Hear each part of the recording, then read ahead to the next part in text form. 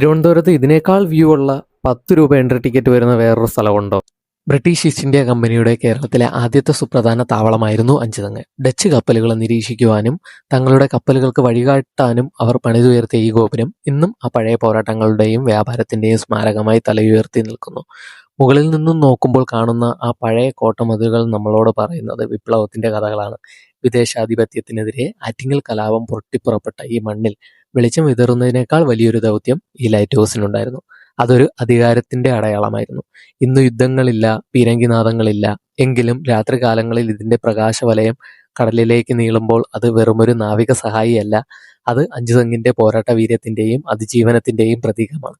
കാലം മാറിയാലും ഈ കാവൽക്കാരൻ ഇവിടെയുണ്ടാകും, ചരിത്രം മറക്കാതിരിക്കാൻ. അഞ്ചുതെങ്ങ് ലൈറ്റ് ഹൗസിന് മുകളിലേക്കുള്ള പ്രവേശനം വൈകുന്നേരം 3 മണി മുതൽ 5 മണി വരെ മാത്രമേ ഉള്ളൂ. തിങ്കളാഴ്ച ദിവസം അവധിയുമാണ്. എൻട്രി ഫീസ് വെറും 10 രൂപയാണ് വരുന്നത്.